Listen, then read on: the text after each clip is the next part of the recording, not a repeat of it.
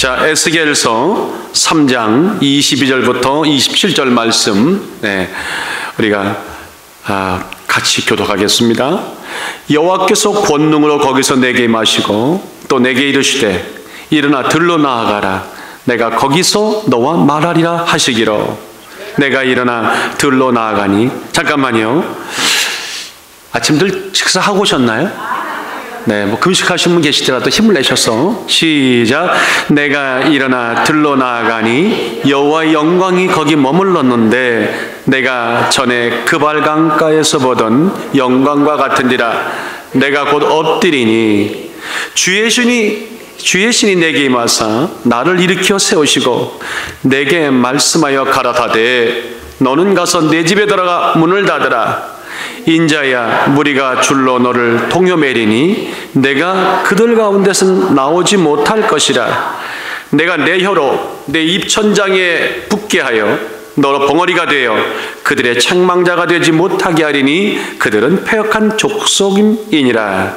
그러나 내가 너와 말할 때에 내 입을 열리니 너는 그들에게 이르기를 주 여호와의 말씀이 이러하시다 하라. 들을 자는 들을 것이요 듣기 싫은 자는 듣지 아니하리니 그들은 패역한 족속이니라.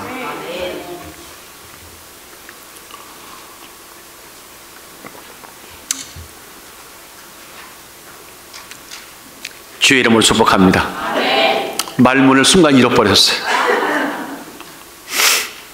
오늘 제목이 뭐죠? 자, 다 같이 우리 일어나서 들로 나가시기를. 저희가 오늘 제목을 잘못 택한 것 같아요. 오늘 제목을 교회로 오라 했더라면 놓았을 텐데 나가라고 했더니 오늘 정말 많이들 나가신 것 같아요. 오늘 20세기의 그 천재 화가는 피카소죠. 근데 천재 화가 피카소마저 질투했던 작가가 있습니다. 스위스의 화가이자 그 조각가였던 알베르토 자코메디. 피카소가 질투할 정도로 대단한 화가였어요. 조각가였어요. 근데 그 화가가 말입니다, 만든 작품 중에 걸어가는 사람이라고 하는, 워킹맨이라고 하는 작품이 있어요. 제가 인터넷에 들어가 보니까 그냥 아주 빼쪽 마른 사람이 하나 이렇게 걸어가는 그런 모습인데, 여러분들 2010년에 경매시장에 나왔는데 가격이 얼마인 줄 아세요? 그 당시에 1억 500만 달러. 그 정도 갖고는 이제 아우 소리가 안 나오신다. 1억 500만 달러에 낙찰이 됐어요. 어마어마한 돈입니다. 자, 그런데 제가 그 말씀을 드리는 게 아니라 이 자코메디가 이 작품을 만들게 된 동기가 뭐였냐면 1차 세계대전, 2차 세계대전을 겪으면서 인간이 어떻게 이렇게 참혹한 현장 속에 내 동생이 처질 수가 있는가? 인간이 왜 이렇게 무력한가? 죄악덩어리인가? 인간의 몰락과 소외를 직접 목격하고 그리고 뭔가 느끼는 것이 있었어요. 정말로 사람은 무엇인가에 대한 그런 작가만의 그런 감성과 작가만의 영성을, 어떤 의도를 가지고 꿈꾸면서 조각을 한 것이 바로 걸어가는 사람이었어요. 저는 왜 자코메티가 걸어가는 사람을 조각했을지가 충분히 진작이 갔습니다. 이런 마음이 드는 거예요. 여러분들, 사람이 사람답게 사는 거예요. 어떤 경우와 상황 속에서 사람이 사람답게 사는 길은 딱 하나입니다. 한번 따라 하십시다. 어떤 경우에도 앞으로 끊임없이 걸어간다. 어떤 역사의 환경과 문제에 부닥칠지라도 사람이 사람다워지는 길은 걸어가는 거는, 참 걸어간다는 게 쉬운 것 같지만 굉장히 어려운 일입니다. 끊임없이 걷는다. 온갖 실패와 역경 속에서도 무한한 가능성의 미래를 보고 꿈꾸면서 걸어가는 사람들을, 그런 인생을 우리는 살아있는 인생이라 이렇게 말을 하죠. 그렇다면 누구보다 걸어가야 할 사람, 누구보다 끊임없이 미래를 향해 걷는 사람은 누구일까? 저는 단언코 말합니다. 그리스도인들이다. 믿으시면 아멘.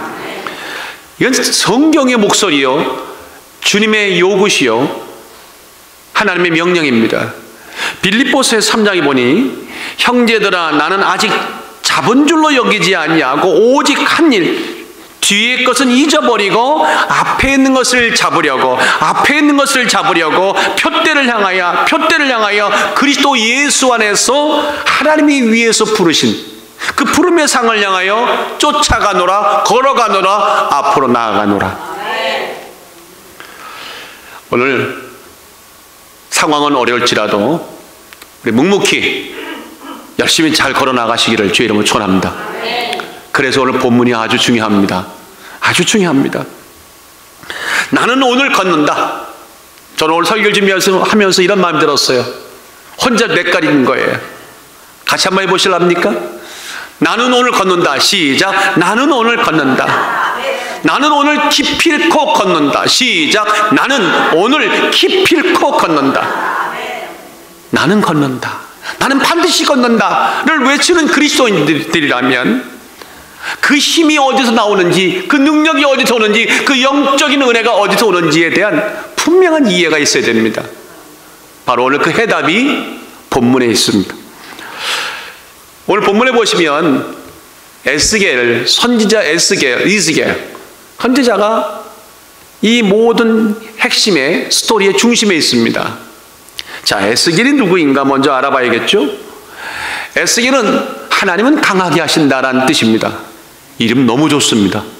하나님은 강하게 하신다. 사독 가문의 제사장 부시의 아들이었고 그 또한 제사장이었습니다.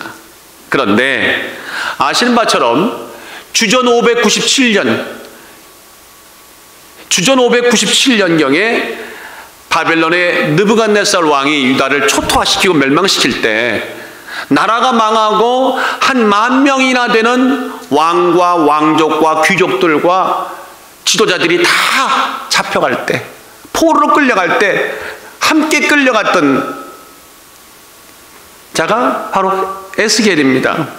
그런데 그 에스겔이 포로로 끌려간 지 5년 되던 해인 주전 593년에 하나님이 전격적으로 그를 부르시는 겁니다.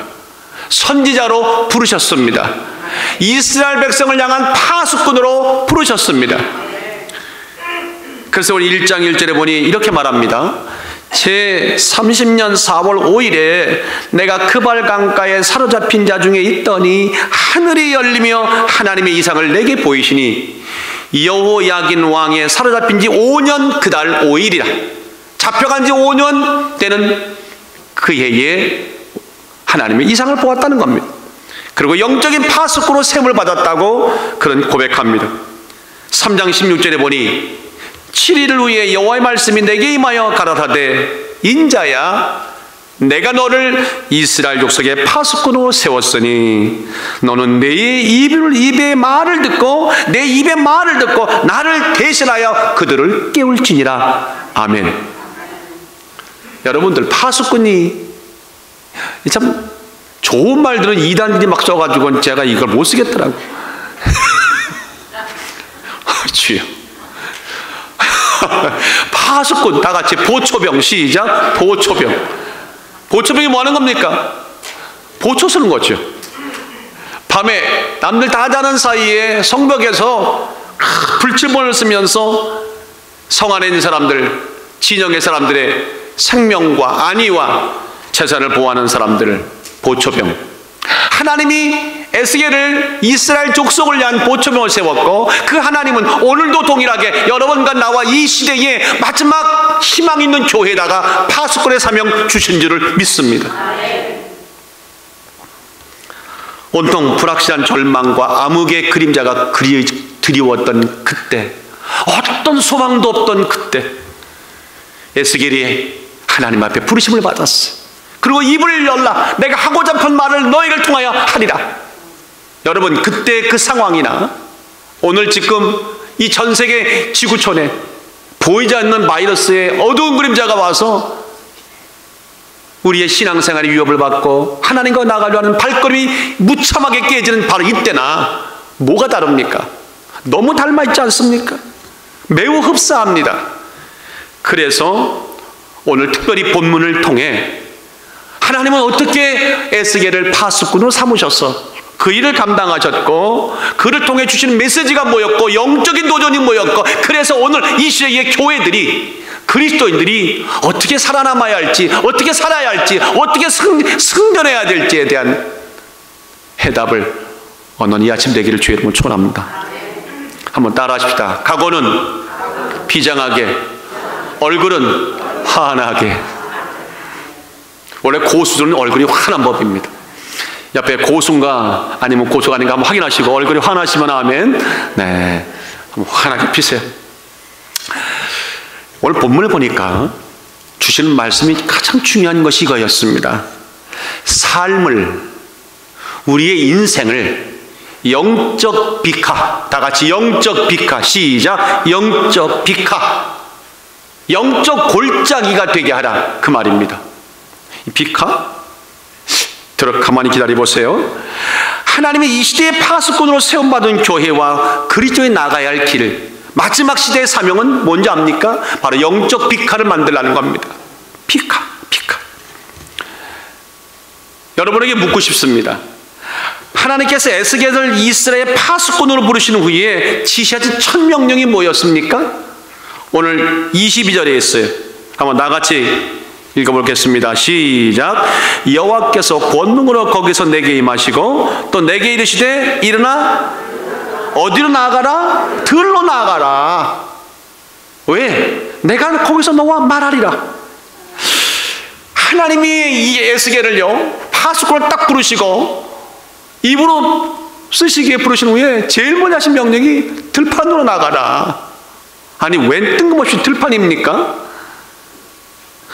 어느 것도 아닌 들녘으로 나가라는 이 하나님의 이상한 명령 속에 담긴 진이, 진짜 뜻, 깊은 뜻이 무엇입니까? 여러분들 한국어 번역에는요 들이라고 표현이 되어 있습니다. 그런데 원래 이 구약성경 히브리의 단어는 비카입니다. 뭐라고요? 그래서 비카라고 했던 것입니다. 이 비카란 말을 히브리어는 들이란 말보다는 골짜기입니다. 그러니까 원문대로 번역하자면 골짜기로 나가라는 얘기입니다. 절벽과 절벽 사이에 만들어진 움푹 빼인 골짜기, 그것이 비카입니다. 이스라엘 골짜기는요 우리의 대한민국이라든가 미국의 좀 수려한 골짜기가 다릅니다. 물은 고사하고 풀 한 폭이 자라나지 않는 황량한, 그저 그늘조차도 보기 힘들 정도의 바위들이 엉키고 성켜서 덩그러니 남아있는 그런 황량한 곳이 팔레스타인 지역, 그들이 만났던 골짜기들입니다. 자, 그런 골짜기로 그곳으로 나가라는 얘기입니다. 그저 사나운 생수와 맹수와 들짐승이 울거리는 도무지 사람이 살 수 없는 그 비카로 에스겔 보러 나가서 내가 너에게 하는 말을 들으라고 말씀합니다. 여러분들 왜 하필이면 골짜기 비카로 나가라고 그렇게 명령하고 계실까요? 어떤 분들은 이런 마음이 번쩍 드실 겁니다. 아, 그래, 뭔가 에스겔이 잘못을 했구나. 그래서 너 혼 좀 나야겠다. 골짜기 가서 아무도 없는 데 가서 고난 좀 받아라. 뭐 이런 뜻입니까? 아니면 이스라엘 백성들이 워낙 불순종했기 때문에 누군가는 좀 대신 짐을 져야 되는데 네가 오늘 대신 좀 혼나야겠다. 그리고 혼자 나가서 거기서 고난을 받으라고 지금 그렇게 하나님이 회초리를 드신 장면입니까? 아닙니다. 그렇지 않습니다. 그 답을 알기 위해서 먼저 우리가 한번 상고해 봐야 될 것은, 한번 돌이켜 봐야 될 것은, 에스겔 하면 제일 먼저 떠오르는 것이 무엇냐? 이것이 참 중요합니다. 여러분들 에스겔 하면 제일 먼저 떠오르는 것이 있으면 이겁니다. 하늘이, 다 같이 하늘이 열리다. 1장 1절에 제일 먼저 나와요. 제30년 4월 5일에 내가 그발 강가에 사로잡힌 자 중에 있더니 하늘이 열렸다는 거예요. 여러분들 믿는 자들에게 하늘이 열린 것만큼 위대한 일이 어디 있습니까? 하늘이 열렸다. 그렇다면 골짜기 비카로 나가라고 하는 이 하나님의 이해할 수 없는 명령이 분명히 하늘이 열린 것과 관계가 있구나, 그런 느낌을, 정확한 느낌을 갖습니다. 맞습니다. 그래서 20절 하반절에 보니까 들로 나가라, 그 다음에 뭐라고 말씀하십니까? 내가 거기서 너와 말하리라 하시기로. 들녘으로 나가면, 비카로 나가면 하늘이 열리고 내가 너와 말하겠다는 그 주님의 뜻입니다. 믿으시면 아멘. 우리가 인생에 있었어요, 비카로 나가야 할 때가 가장 행복한 때입니다. 믿는 자들에게는 비카로 나갈 때, 골짜기로 나갈 때에 하늘이 열리고 하나님과 만나는 위대한 역사가 이루어지는 날입니다. 왜 그러냐면 비카, 곧 골짜기가 갖는 아주 특수한 의미가 있어서 그렇습니다. 제가 앞서 조금 얘기했지만 파수꾼으로 부름받은 에스겔이 굳이 황량한 골짜기로 나가야 한다고 하는 이 하나님의 말씀은 골짜기가 갖는 아주 특수한 의미가 있었고 특수한 특성이 있어요. 보세요. 비카는요, 사람이 살지 않습니다. 사람의 목소리, 사람의 신랑이, 사람의 주장, 사람의 학설 들리지 않습니다. 오직 고요한 곳입니다. 어떤 회방도 누구의 방해도 없습니다. 오직 하나님만 바라보는 곳입니다. 믿으시면 아멘. 온전히 하나님과 교통하는 영적인 자리고 영적인 장소입니다. 오늘도 얼마나 많은 사람들이 우리 주변에 많은지 몰라요. 그런데 사람이 있다고 하는 것은 감사도 하지만 때를 따라 그 사람의 목소리가 하나님과 나 사이를 가를 때가 얼마나 많은지 모릅니다. 이 시대는요, 사람의 목소리를 들을 때가 아니라 성경의 목소리를 들을 때고 성령의 음성을 깊이 들어야 할 때입니다. 아무쪼록 세상과 두절되시기를 주의 이름으로 축원합니다. 아무쪼록 세상과 연락이 두절되시는 여러분 되시기를 주의 이름으로 축원합니다. 나는 자연인이다 그걸 하시라고 산골로 가시라는 말씀이 아닙니다. 하나님만을 주목하라. 하나님만을 바라보라. 하나님만의 진실한 음성을 들을 수 있는 구별된 곳, 영적으로 충만한 곳, 만남의 장소, 교제의 장소, 이스라엘을 향한 하나님의 뜻이 뭔지를 정말 밝히고 싶은 그 자리에 있어라. 그 자리에 있어라. 그 자리에 있어라. 들어야 산다는 겁니다. 들어야 산다는 겁니다. 이게 영적인 골짜기 비카의 의미입니다. 하나님은 에스겔에게 다 만살 제껴두고 거기에 나가 있으라. 내가 너에게 말하리라. 에스겔아, 비카로 나아가라. 그곳에서 이 시대를 제대로 좀 보아라. 내가 무엇을 기도할지, 내가 무엇을 구할지, 더 나아가서 무엇을 토해내야 할지를 확실하게 제대로 내 말 듣고 내 뜻을 전하라. 그 뜻입니다. 이해가 되시면 아멘. 현대 그 영성가로 불리는 까틀로 까레토가 쓴 도시 속의 광야라는 책이 있습니다. Desert in the City라는 말인 책인데 한국의 번역판들이 나와 있어요. 거기에 보면 이런 말이 나옵니다. 광야, 데절트. 광야에는 태초의 말씀이 흐른다. 광야에는 태초의 말씀이 들린다.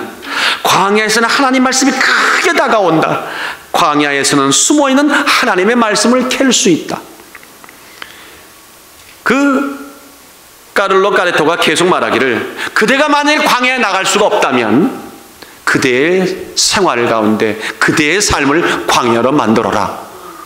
상당히 이게 암시적인 내용인데 오늘 본문과 같은 얘기입니다. 일맥상통하는 얘기입니다. 까를로 까레토에게 광야는 성경의 에스겔이 만났던 골짜기 비카입니다. 동의하시면 아멘. 동의하는데 할 수 없어요. 맞는 얘기입니다. 오늘처럼 이 불확실한 시대, 주위를 둘러봐도 저부터가 그래요. 정말로 저부터가 그래요. 영적으로 깨어있는 사람들이 그렇게 많지 않아요. 우왕좌왕만 합니다. 하나님의 음성에 귀를 좀 기울이기보다는 어디서 제대로 얘기를 들어야 할지, 누구의 말이 옳을지를 자꾸만 우리는 귀를 기울입니다.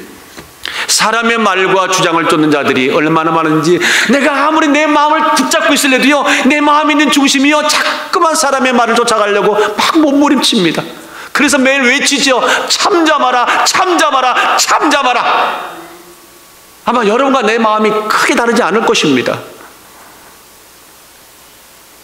어두운 영성의 사람들을 향해 거침없이 하늘의 소리를 말하고 싶다면, 그게 마지막 교회라면, 그래서 세상이 교회에 마지막 희망이 있다고 믿는다면, 우리 교회는 조금 더 진중해지고, 조금 더 신중해지고, 조금 더 기도하는, 묵묵히 기도하는, 세상이 볼 때는 미련한 자지만 하나님 볼 때는 정말 참 사람이 되기를 주의 이름으로 축원합니다. 그러면 우리 권사님이 물으시겠죠? 목사님, 그래요, 나 비카로 갈랍니다. 비카가 어딥니까? 스프링레이크에 있습니까? 페이필에 있습니까? 홈빌에 있습니까? 아름답다. 불행하게도 비카는 지명이 아닙니다. 장소가 아닙니다. 아무리 찾아도 눈으로 발견할 수 없어요. 비카는 특정한 장소가 아니라 기도하는 장소가 비카입니다. 하나님과 만나는 묵상의 자리가 비카입니다. 하나님 앞에 가는 그 자리가 바로 비카입니다. 그러니까 어디든지 비카는 없지만 어디든지 비카는 있는 겁니다. 이해가 되시죠? 오늘 여러분들이 지금 어디 나와 계시다 생각합니까? 여기가 비카입니다. 다 같이 여기가 비카다. 시작. 여기가 비카다. 어느 누구의 소리도, 어느 누구의 개입도, 어느 누구의 어떤 절대적이라고 말하는 것도 들리지 말아야 됩니다. 그런 말들이 내 마음의 영혼을 잡도록 방치하면 안 됩니다. 예수 이름으로 쫓아내야 되는 겁니다. 그리고 오직 성경 말씀, 오직 66권, 여기다 하나를 못해도 죄요, 하나를 빼도 정말 구원받지 못할 죄인데, 오직 말씀 앞에 묵상하고 성령께서 이 시간 우리에게 어떻게 인도하시냐를 주밀하게 살피는 진정한 에스겔이 여러분과 제가 되었으면 너무 좋겠습니다. 너무 좋겠습니다. 여러분들 요한복음 4장 23절에 뭐라고 말씀하십니까? 하나님께서는 참으로 예배하는 자를 찾으시니, 신령과 진정으로 예배할 때가 오나니 곧 이때라. 아버지께서는 예배할 자를, 자기에게 예배할 자를 찾으신다 말씀합니다. 근데 여기서 보세요. 아버지께서 참으로 예배하는 자들은, 아버지께 참으로 예배하는 자들은 신령과 진정으로 예배할 때가 오나니 그랬어요. 이 때라는 말이 우리가 말하는 그런 때입니까? 그런 뜻일까요? 여러분, 이 때라는 말의 헬라어는 호라란 말입니다. 호랑이가 아니라 호라. 호라란 말은 그냥 때를 말하는 것이 아니고 opportunity to accomplish the Lord's specific purpose. 하나님의 특별한 목적이 이루어지는 어떤 아주 중요한 기회, 그 뜻입니다. 하나님이 예배할 아주 중요한 기회를 주신다는 거예요. 그런 자들, 기회를 찾는 자들을, 기회를 놓지 않는 자들을 하나님 찾고 계시다는 거예요. 인정하십니까?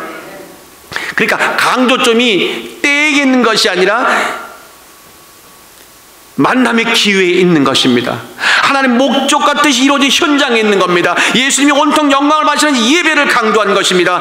그러므로 우리는 물어야 됩니다. 오늘 내게 비카가 있는가? 이 시대 많은 교회들에게 물어야 됩니다. 정말 당신네 교회에, 여기 있는 수많은 하나님의 거룩한 백성들에게, 이곳에 있는 거룩한 백성들에게 비카가 얼마나 자주 여러분들에게 있습니까? 여러분은 얼마나 비카로 자주 나가십니까?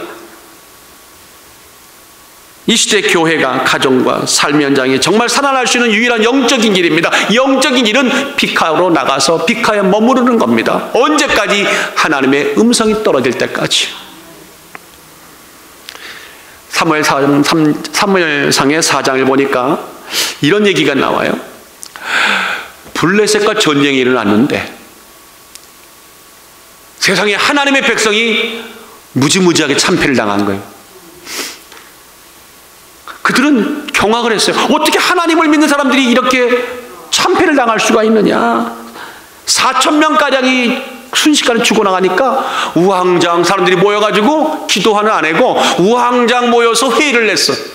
여러분, 회의가 중요한 것 같지만요, 참 그것도 때가 있는 겁니다. 기도할 때를 회의하고 회의할 때 기도하면 골 아픈 겁니다. 다 같이 기도할 때는 기도하고 회의할 때는 회의하는 거죠. 기도할 때 회의했어요. 결론이 뭔지 압니까? 언약궤를 메고 오자. 하나님의 상징 언약궤를 메고 오고 나면 이길 수 있다. 전부 다 박수했네. 만장일치 통과. 재직회가 통과가 된 거예요. 그리고는 공동의 통과가 돼가지고 언약궤를 메고 들어오는데 얼마나 좋았던지 그 진영에 와 함성 소리가 나고 말이죠. 언약궤를 실로에서 우리에게 가져다가 우리 중에 있게 하여 그것으로 우리 원수들의 손에서 구원하자. 그래, 백성들이 실로에 보내어 그룹 사이에 계신 만군의 여호와의 언약궤를 거기서 가져왔어요. 근데 그 다음 말에 참으로 답답한 얘기가 나와요. 엘리의 두 아들 아시죠? 이름은 홈니와 비느하스. 호미가 아니고 홈니, 비느하스. 두 아들은 그 언약궤 옆에, 언약궤 곁에 함께 거기 있더라. 함께 거기 있더라. 진짜로 하나님의 예배를 방해하고 하나님의 일을 망쳤던 홈니와 비느하스, 그 문제 아들은 여전히 거기 있는 거예요. 당장 쳐냈어야 될 그 자들은 여전히 그 법궤 앞에 자랑스럽게 있더라는 거예요. 여러분 보세요. 무엇이 잘못됐는지 전혀 의식이 없는 겁니다. 비카가 없습니다. 사람만 보입니다. 사람의 얘기, 설, 추측, 주장만 난무합니다. 그러니까 고작 한다는 시기가 다수결의 원칙에 의해서 언약궤 메고 나오면 이깁니다 하고 다 끌고 나온 거. 미안합니다. 모시고 나와야 되는데 이기고 나온 겁니다. 언약궤만 들면, 예수만 외치면 다 구원 받습니까? 예수를 부족으로 쓰시는 분들은 절대 구원 못 받습니다. 미안합니다. 아침에 목사 얘기가, 부정 얘기가 나와서 아주 어릴 때 우리 예수 안 믿는 가정에 아프면 가지고 부적받아 오더라고. 뭐 또 동쪽을 향해서 북어대가리 갖다 놓고 칼 올려놓고 뭐 3번 하라고. 난 어릴 때도요, 난 아무리 어렸지만, 진짜 어렸지만 저게 뭔가 북어대가리, 난 이게 예수 믿고 난 너무 행복해. 행복한 사람만 아멘. 난 너무너무 행복해요. 내가 언제까지 북어대가리 앞에서 이렇게 해야 되겠습니까? 내가 이 거룩한 우리가 말이죠. 우리는 만군의 여호와를 하나님 믿는 사람들 아닙니까? 얼굴도 보세요. 벌써 화나지 않습니까? 화장품이 좋은 것이 아니라 여러분이 영성 때문에 화난 겁니다. 주여, 정말 우리 얼굴을 어둡게 만드는 오늘 이 시점, 참 말하고 싶지 않아요. 코로나19가 팬데믹이 됐죠. 세계 대유행병이 됐어요. 뉴욕타임즈에 보니까 미국이 최악의 경우에 이런 얘기도 안 하려 합니다. 왜냐하면 이런 얘기 가상 얘기해가지고 듣자마자 다 기칠칠할까봐. 그런데 한편으로 이런 마음이 들어요. 그것이 중요한 것보다 아니라 더 중요한 걸 말하고 싶어요. 나는 목사니까. 이런 중대한 시기에 교회는 어디 있습니까? 묻고 싶습니다. 성도들은 어디 있습니까? 어디서 헤매고 계십니까? 어디서 꽁꽁 묶여 있습니까? 도대체 어디를 향하고 걸어가십니까? 천국을 외치면서 믿음을 외치는데 우리는 어떤 모습으로 지금 여기 와 있습니까? 한번 묻고 싶어요. 이건 쉽게 대답할 문제는 아닙니다. 누가 누구를 가서 정죄하는 마음으로 물어야 할 얘기도 아닙니다. 저를 위해서는 모두가 함께 서로 물어야 할 얘기입니다. 도대체 무엇을, 누구 얘기를 찾아 헤매는지 오늘 정말 정신 차립시다. 다 같이 정신 차립시다. 시작. 정신 차립시다. 우리는 예수 믿는 사람들입니다. 물리적인 의미에서 예배를 못 드리는 그런 한계가 온다 하더라도, 어쩔 수 없어 눈물을 흘리는 그 시기가 온다 하더라도, 오늘 우리들의 마음은 최선을 다하는, 비카로 가려고 하는 영적인 몸부림이 있어야 되지 않겠습니까? 흑암의 밑바닥에 내동정이 쳐진 이 시대에, 이 시대를 끌어올릴 자들, 다시 영적으로 소식시킬 자들은 결국 교회밖에 없습니다. 세상 사람들은 교회를 우습게 보지만 여기는 예수의 복음이 있고 예수의 생명이 있고 보혈이 있는 것입니다. 그래서 교회는 죽어도 안 되고 죽을 수도 없는 것입니다. 저 세상을, 저 밖에 있는 사람들을 구원으로 끌어나와 잡아야 할 믿음의 사람들이 훈련받고 도전받고 기다리고 있는 것이고 나가는 것이기 때문에 그렇습니다. 아무쪼록 이 시대에 이때 하늘이 활짝 열리길 주의 이름으로 축원합니다.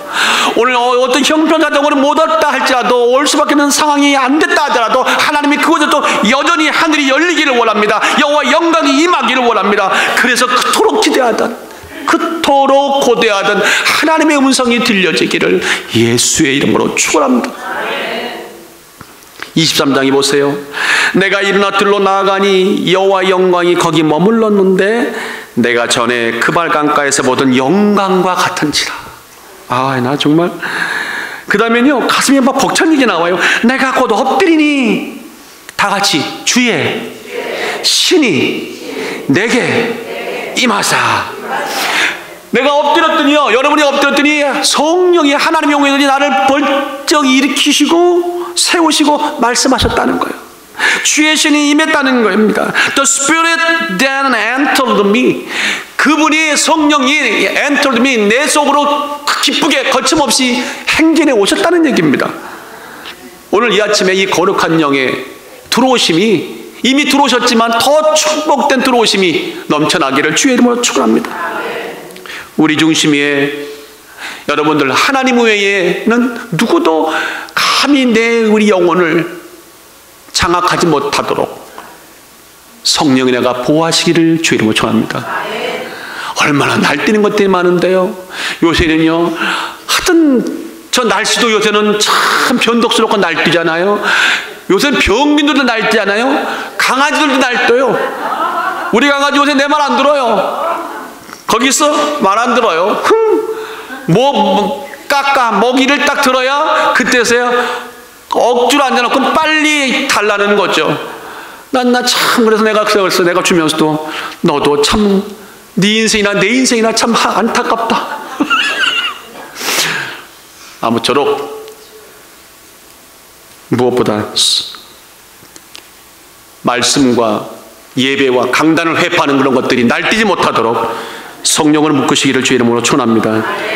빛가로 나가시면 가슴이 열리고 은혜가 몰려올 것입니다. 너무 오랫동안 자신의 빛가, 자신의 골짜기에 숨었던 자들이 이제 이것이 잘못됐구나 하고 정말 두 손 들고 나 같은 죄인 살리신 그 은혜에 놀라와 잃었던 생명을 찾았고 오늘 하나님 앞에 나오는 은혜가 있기를 주의 이름으로 축원합니다. I was lost, but I am found. 나는 과거에 잊어버렸던 존재지만 나는 이제는 찾아졌습니다. 누구에 의해서? 예수님에 의해서. 빛가로 열심히 나가십시다. 그런가 하면요, 오늘 본문의 말씀을 중요해서 주시는 은혜는 이거였습니다. 우리의 입술을 열게도 하시고 닫게도 하시는 분은 하나님이시다. 제 입술을 말입니다. 여러분의 입술을 닫게도 하고 열게도 하실 분은 정말 하나님 한 분이셔야 됩니다. 그분이, 그 하나님이 모든 문제의 해결을 갖고 계십니다. 나는 오늘 총을 쏴 죽인다 하더라도 이 말을 처리할 마음이 없습니다. 왜? 이것이 진실이기 때문에 그렇습니다. 말씀을 읽다 보니까, 본문을 대하다 보니까, 자, 에스겔이 순종했습니다. 그리고 들녘으로 나갔습니다. 골짜기로 갔습니다. 비카로 갔습니다. 그랬더니 갑자기 또 다른 명령이 떨어지는 겁니다. 24절에 이런 명령이 떨어졌습니다. 주의 신이 내게 임하사 나를 일으켜 세우시고 내게 말씀하여 가라사대 너는 가서 내 집에 들어가서 문을 뭐라고요? 닫으라. 아니 나가라고 해서 나갔더니 또 이제 있지도 못하는데 갑자기 집으로 가서 문 잠그고 걸어담거라고. 지금 제가 이런 말씀 드리면 굉장히 아멘하실 것 같아요. 집에 가서 문 잠그고 계십시오. 아멘할 것 같아요. 좀 그런 분위기 아닙니까? 도대체 왜 이렇게 하셨을까? 하나님은 이미 아셨어요. 왜? 저 에스겔이 거침없이 내가 전한 말을 털어놓을 텐데 토해내는 즉시 사람들이 핍박하리라. 그래서 에스겔을 사랑하고 보호하시는 마음이 있으신 하나님이 그래 일단은 집에 가서 문을 닫고 조금 은신하고 있으라 그 얘기죠. 거기까지 납득이 갑니까 안 갑니까? 충분히 갑니다. 하나님 고맙습니다 하는데 그 다음 말은 또 이해가 안 돼요. 당혹스러운 말씀이 임했습니다. 뭐냐면 26절 다 같이 시작. 내가 내 혀로 내 입 천장에 붙게 하여 너로 벙어리가 되어. 거기까지만이요. 아니 주여, 아니 입술로 쓰시겠다고 말했고는 집을 숨으라고 하더니 숨었더니 이제는 내가 너를 벙어리로 만들어 주겠다는 겁니다. 아니 도대체 이게 무슨 말씀입니까? 그 다음에 나와 있네요. 그 다음에 답이 나옵니다. 그들의 책망자가 되지 못하게 하리니 그들은 뭐라고요? 패역한 족속임이니라. 참, 이런 뜻이죠. 하나님이 이스라엘 백성을 향해서 불순종한 그들을 향해 에스겔을 입으로 사용하도 하시지만 때를 따라서는 도대체 이 족속은 내 말을 들을 마음도 없고 들을 귀도 없는 존재들이라. 에스겔아, 저들은 내 말을 들을 자격이 없다. 입을 닫으라는 겁니다. 입을 열지 못하게 하겠다는 말입니다. 어떤 말도 주지 않겠다는 겁니다. 여러분들, 하나님의 말씀이 어느 날 갑자기 주지 않겠다고 닫아버리고 나면 이게 얼마나 큰 재앙입니까? 얼마나 큰 재앙입니까? 아모스가 그래서 일찍이 이렇게 예언하고 말았습니다.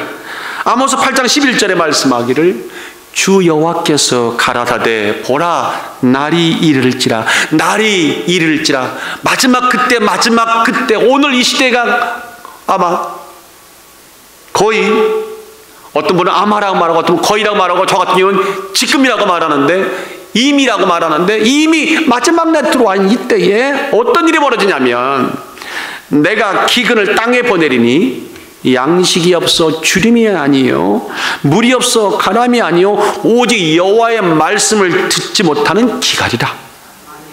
그러니까 이 시대의 가장 큰 비극은 못 먹는, 물이 없는 그런 고충도 고충이지만 진짜 고충은 하나님의 때가 일어나서 말씀을 주지 않는다면, 말씀을 먹지 않는다면, 말씀이 임하지 않는다면, 하늘이 닫힌다면 그 기갈이야말로 이건 큰 재앙이라 그 말입니다. 그래서 참 이런 깊으신 뜻 가운데 에스겔이 갑자기 벙어리가 됐어요. 제가 만약에 에스겔이었다고 칩시다. 설교 열심히 준비했는데 오늘 아침에 딱 오는데 입이 안 열리는 거예요. 제가 혀가 짧기도 하지만 그러면 혀가 짧은 애가 붙어버렸다 칩시다. 사모님, 여보, 이제 올라가 말씀 전할 시간인데요. 올라오는데 붙어버렸어. 그때 저는 이런 마음, 눈물을 질질 흘릴 거예요. 수화도 못하니까. 그 여러분들은 오늘 장로님 안절부절, 우리 안수사님이 명예가 있겠지. 나는 오죽하겠어. 제가 그때 이런 마음, 무슨 마음이 들겠어요? 입 여는 게 쉬운 것이 아니에요. 쉬운 줄 알았는데 이게 쉬운 것이 아니었구나. 숨 쉬는 것도 이것도 허락이 있어야 쉬는 거였구나. 말하는 거, 말 안 하고, 미안합니다. 이게 안 되잖아요. 말이 꼬이잖아. 말을 하는 거, 말을 하지 않는 거, 이게 다 내 힘이 아니라 내 능력이 아니라 그분이 허락하셔서 하셨구나. 이해가 되시나요? 사람들의 못된 해방과 핍박에 에스겔이 격분하여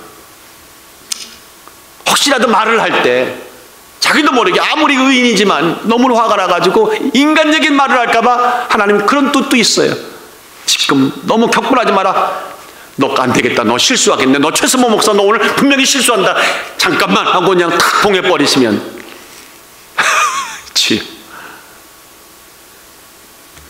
우리들의 입술을 열기도 하시고 때론 닫기도 하시는 분은 하나님이십니다. 믿으시면 아멘. 27절에 그러므로 말씀하기를 그러나 내가 너와 말할 때에 내 입을 열리니, 여시는 분은 하나님이십니다. 이런 뜻입니다. 에스겔아, 내가 어떤 멋진 말을 하여 내가 사람의 마음을 감동시킬 수 있느냐? 그렇다고 생각하느냐? 큰 오산이다. 에스겔아, 사람의 마음을 감동시키고 사람의 마음을 은혜를 받게 하는 모든 것들은 다 나의 능력이니라. 내가 줄 수도 있고 내가 막을 수도 있다. 진짜 변화와 문제 해결을 가져오는 힘과 능력은 주인은 오직 하나님이십니다. 오직 하나님이십니다. 지금 의사들 또 과학자들은 이 코로나19의 사태를 해결하기 위해서 백신을 또 치료약들을 지금 열심히 지금 찾고 있을 겁니다. 우리가 기도할 것은 뭐냐? 그들에게 지혜를 주시사 이미 예비하신 하나님의 것을 찾게 하소서 기도하는 것밖에 없습니다. 믿으시면 아멘. 그럼에도 불구하고 그들이 문제 해결자가 아니라 그들 위해서 이 우주를 통치하시고 주관하시는 하나님 손안에 모든 것이 달려있습니다. 그래서 없애버려야 할 걸, 터져버려야 할 걸, 폭발시켜야 할 가장 큰 원초적인 폭발력의 주인은 그분도 하나님이시다. 제가 재미난 얘기 하나 말씀을 드릴게요. 영어에 여러분 영어 잘하시잖아요. 아멘을 안 하시면 남들 이상해지는 겁니다. 여러분 영어 잘하시잖아요. 그렇죠. 영어 잘하신다고. 근데 영어에 이런 말 있잖아요. He met this Waterloo. 그가 워터루를 만났습니다. 그의 워터루를 만났습니다. 이런 말이 있어요. 이게 관용구인데 그가 그의 워터를 만났다? 뜻은 이겁니다. 그가 최후를 맞이했습니다. 그 뜻입니다. 최후를 맞이했다는 뜻인데 이 말이 어디서 나왔냐면 1815년에 영국군이 나폴레옹 아시죠? 나폴레옹이 이끄는 군대와 마지막 워털루에서 최종 격돌을 하죠. 그런데 반드시 분명히 모든 전세를 보면 나폴레옹이 이겼어야 되고 이기는 것이었습니다. 그런데 놀랍게도 영국군이 이겨요. 그것 때문에 이제 나폴레옹은 완전히 역사의 뒤안기로 그 시대를 종식하는 아주 결정적인 전투가 워털루 전투인데, 자, 그 워털루에서 왜 영국군이 이겼느냐는 많은 역사학자들의 이유가 나오는데 그 중에 하나가 대포알입니다. 다 같이 뭐라고요? 대포알. 이게 무슨 말인가 하면 그날 전투까지는 여러분들 우리가 사극 같은 데 보면 우리 사극에서 대포 같은 거 쏘잖아요. 그 대포가 옛날에 터지지 않은 게 터져서 죽는 게 아니라 대포알 무게에 깔려 죽었다는 거죠. 그때까지만 해도 대포가 날아가면 그 힘으로 벽을 부수거나 그 무게에 깔려 죽어서 그렇게 상해를 입었어요. 근데 그날 워털루 전투에 나왔던 대포알은 역사는 처음으로 터지는 대포알이었어요. 그게 터졌어요. 폭발력이 생겨가지고 많은 사람들이 죽어나가는 거예요. 나폴레옹이 너무 놀랬겠죠? 야, 이거 보지도 못한 대포알이다. 실제 이익이에요. 결국 나폴레옹의 최후를 불러왔던 결정적인 요인 중에 하나가 폭발력이 있는 대포알이었다는 거예요. 제가 이런 마음이 들었어요. 야, 전쟁할 때 무게 갖고는 승산이 없구나. 터져야 된다. 지금 이 코로나19 이거 제패할 수 있는, 이거 정말 힘만 우리 됩니까? 안 됩니까? 무게를 누른다면 당장이라도 제가 집에 가서 계속 먹기만 해가지고 내가 살을 찌울 텐데 이거 갖고는 안 되잖아요. 뭔가 완전한 폭발력 있는 그 무언가가 터져야 되는데 0.5니까 그 폭발력도 누가 갖고 계시냐? 하나님이 갖고 계신다. 지금 이 얘기하고 싶었던 거예요, 제가. 예? 이 얘기하고 싶었어요. 결정적인 폭발력이 있어야 되는데 그래야 적군의 최후를 가져올 수 있습니다. 영적 일도 마찬가지입니다. 공중의 권세 잡은 자와 그 하수들, 그들이 몰건 못 이겨온 위기와 고난을 한순간에 무력화하고 초토화시킬 수 있는 진정한 능력, 진정한 폭발력, 진정한 솔루션은 누구에게 있다? 하나님께 있다. 그래서 교회가 잠잠하면 안 됩니다. 성공이냐 실패냐, 죽느냐 사느냐, 먹느냐 못 먹느냐, 이 여탈권은 하나님 몫입니다. 우리 잊지 마시기를 주의 이름으로 축원합니다. 시편 78편에 이런 말씀이 있습니다. 23절에 그러나 저가 오히려 위에 궁창을 명하시며 하늘문을 여시고 저에게 만나를 비같이 내려 먹이시며 하늘 양식을 주셨나니. 아무리 사업 잘하고 싶어도, 아무리 공부 잘하고 싶어도 아무리 건강하게 살고 싶어도, 아무리 물론 여러분들은 이건 그 다음 얘기는 안 하실 거예요. 워낙 이쁘신 분들이니까 더 이뻐지고 싶어도 결국 그분이 허락이 있어야 돼. 예? 멋진 성형외과 수술 집도이 만나가지고 황골탈퇴하시겠다고요? 아, 그것도 내 맘대로 안 돼요. 하나님의 은혜예요. 사무엘상 2장에 보니까 여호와는 죽이기도 하시고 살리기도 하시고 음부에 내리기도 하시고 올리기도 하시는도다. 여호와는 가난하게도 하시고 부하게도 하시고 낮추기도 하시고 높이기도 하시는도다. 가난한 자를 진토에서 일으키시며 빈핍한 자를 거름더미에서 드사 귀족들과 함께 하시며 영광 위를 차지하시게 하시는도다. 누가? 하나님이. 믿으시면 아멘. 자, 그렇다면 여러분들, 자, 이런 우리가 하나님에 대한 인식을 가졌다면 에스겔이 마지막 할 일이 뭘까요? 이 시대에 에스겔 된 우리가 할 것이 뭘까요? 우리가 정말 무엇을 해야 되겠습니까? 무엇을 할 수가 있겠습니까? 성경은 심플하게 말합니다. 다 같이 맡기라. 시작. 맡기라. 하나님이 주장하시도록 내어 맡기는 겁니다. 아무것도 하지 말라는 뜻이 아닙니다. 내어 맡기도록 영성생활 게으르지 하지 말라는 말씀입니다. 시편 37편 5절에 보니까 너희에게를 여호와께 맡기라. 저를 의지하면 저가 이루시리라. 근데 신기한 건요, 이 맡기다는 이야기가, 맡기다는 이 히브리 단어가 갈랄인데, 갈랄의 말이 뭔지 알아요? 굴리다예요. 그러니까 오늘 문제 갖고 아무리 밤새도록, 제가 지난밤에 참 생각이 많았습니다. 교단 일을 생각하게 되고 교회를 생각하게 되고 이 지역사회 또 어떻게 하다 보니까 일들을 맡은 게 있어서 잠이 안 오는데, 근데 우리 사모님은 참 믿음이 좋으셔갖고 잘 보시더라고. 어저께 사모님 주무실 때 코까지 고시는데 나는 정말 다시 봤어. 믿음이 충만하신 분이구나. 믿음이 없는 나는. 근데 해결책을 찾았을 것 같아요? 눈만 벌게 되는데 마음속에 맡기고 잠을 자라. 여호와께 굴려버리고 잠을 자라. 네가 과연 무엇을 할 수 있겠니? 그러니까 그 말이 맞잖아요. 그래서 먼저 가신 저분을 향해 나도 얼른 다 내려놓고 잠자리에 들었습니다. 맡기자. 주장케 하자. 믿으시면 아멘. 입술을 온전히도 주장케 하고 나의 삶을 온전히 주장케 하나님께 맡기면 능력이 나타납니다. 잠깐 요 얘기만 하고 끝내겠습니다. 삼손이 말입니다. 참 능력 받아놓고 능력 받은 사람 맞지 않게 행동했지 않습니까? 맨 마지막 여자 잘못 여러분 말고 엉뚱한 세속 여자 만나가지고는 비밀 다 털어놓고 머리들 잘리고 블렛에 끌려가서 두 눈 뽑힌 채로 처량한 노예가 돼서 맷돌 돌리던 그때 이제 깨달은 겁니다. 다 잃어버리고 깨달은 겁니다. 하나님밖에 안 계셨구나. 내가 너무 저거 했구나. 내가 머리털만 잘리면 되냐 했더니 그것조차 주시는 분은 하나님이셨는데 내가 하나님 뜻을 거슬렸구나. 회개하고 그때 정신이 돌아오죠. 주시니도 여호와시오 취하시들 여호와시니. 그래서 하나님께 기도합니다. 입술이 돌아오는 거예요. 정신이 돌아오는 겁니다.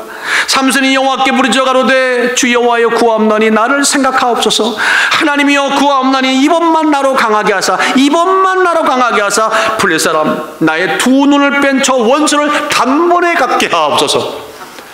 기도가 참 거시기 하지만요, 그래도 첫 번째는 좋았습니다.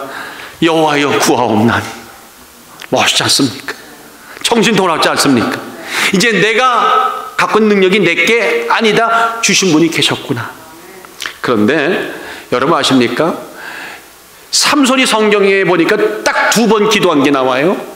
과거에 블레셋을 단번에 도륙하고 너무 힘이 쓴 나머지 목이 마르다고 그런데 샘물이 없다고 내가 죽게 되었다고 그냥 물 없다고 불평하던 그런 기도 한번 드렸고, 근데 이번 기도는 정신 돌아온 기도죠. 그런데 온전히 돌아왔나요? 여러분 온전히 돌아왔다 보십니까? 50% 돌아왔습니다. 자 봐요. 온전히 돌아오자고 반만 돌아왔는데도, 반만 돌아와서 하나님 제가 정신 차렸습니다 하고 이번만 하고 기도한 것도, 그것도 하나님이 역사하시네. 반 돌아온, 정신이 반 돌아와서 한 기도도요, 살아생전 그가 죽인 자보다 수십 배 수백 배 그 이상을 하나님이 적군을 무찌르게 하셨다는, 전 이 놀라운 얘기를 듣고 생각하는 게 많았습니다. 야, 정신이 반만 돌아와도 이 정도 능력이 나오면, 내가 온전히 돌아오면 내가 아니겠다. 옛날에 그런 말씀 드렸잖아요. 제가 처음에 목회 시작할 때, 신학교 때 교수님들이 그런 거예요. 최 전사님은 뭐가 되겠어? 설교도 박력 있고 생긴 것도 그때는 좀 괜찮았습니다. 키도 크고, 거기에 또 내가 우쭐거리지 않습니까? 옷 입어도 뭔가 폼이 나는 것 같고, 또 제가 별명이 주윤발이었습니다. 그 당시는 주윤발. 난 그게 좋은 줄 알았어요. 그게 좋은 말이 아니었어요. 주제도 없고 윤리도 없고 발만 큰 사람이 주윤발이요. 그래가지고 나갈 때 개척을 한다고 어디 가서 하십니까? 한국 사람이 없는 저 헐모사 밑에 바닷가에, 나는 한국 사람이 없는 데 가서 개척하더라도 다 몰려온다. 그리고 둘이 나가서 개척했지 않습니까? 몰려왔을까요? 안 왔을까요? 첫날은 바빠서 안 오셨겠지. 둘째는 공사가 다 망해서 안 왔겠지. 세 번은 소문이 안 나서 안 왔겠지. 네 날은 이상하다. 6개월간 아무도 안 오는 거예요. 둘이 앉아 예배 드리는 것도 한도가 있잖아요. 그래도 남편이라고 하면 열심히 해주시더라고. 정말 그때 내가 깨달았어요. 내가 잘못 생각했구나. 아니, 성경에 보니까 베드로가 설교하니까 3,000명씩 올라왔다길래, 나중에는 처음에는 주여 베드로는 3,000명, 저는 2,000명. 그 다음에 난술더니 한 명만 보내주옵소서. 진짜로 한 명만 보내주옵소서. 주시리도 여호와시오 취하시리도 여호와시라. 하나님 답이십니다. 하나님이 답이십니다. 결론을 맺고자 합니다. 정영철이 한 분이 해보겠습니다라는 시를 썼어요. 해보겠습니다. 다 같이 해보겠습니다. 들어보세요. 결론입니다. 나는 당신 편입니다. 당신이 어떠하든지 나는 당신과 함께 합니다. 바람이 불어도 어디로 가지 않겠습니다. 비가 와도 어디에 숨지 않겠습니다. 당신 곁에 이대로 있겠습니다. 지금 이 얘기하니까 저 앞에 있는 우리 최이삭 군인과 김경미 양은 서로를 그렇게 생각하는 것 같아. 나는 당신 편입니다. 당신이 어딘지 난 당신과 함께 있겠습니다. 이거 그 얘기 아닙니다. 이제 결혼할 진짜 날이 얼마 남았으니까 지금 이 얘기만 나오면 나는 당신 편이다. 아멘. 이렇게 쳐다보는 것 같은데, 지금 이 얘기가 거기다 글러가면 안 됩니다. 이 얘기가 아니라 바라기는 하나님이 그 대상이 되기를 원합니다. 나는 하나님의 편입니다. 나는 어떠든지 하나님과 함께 있겠습니다. 바람이 불어도 어디로 가지 않겠습니다. 비가 와도 어디로 숨지 않겠습니다. 하나님 곁에 이대로 있겠습니다. 아무쪼록 어려울 때입니다. 아무쪼록 교회가 기도할 때입니다. 아무쪼록 정신 바짝 차리고 영적으로 사느냐 죽느냐 아울러 이 지구를 놓고 우리가 한 번 왔다가는 누구도 모르는 작은 65억인 가운데 한 명일지 몰라도 영적으로 보면 세상을 바꿀 수 있는 거인이 될 수 있습니다. 여러분들에게 삶이 비카가 되기를, 기도의 비카가 되기를, 예배의 비카가 되기를 예수 이름으로 축원합니다. 우리의 입술을 열기도 하시고 닫기도 하시는 그 능력은 인간이 아닙니다. 재능이 아닙니다. 하나님께 있습니다. 우리 함께 기도하시면서 오늘 이 시대를 잘 지혜롭게 믿음으로 헤쳐나갑시다. 기도하겠습니다.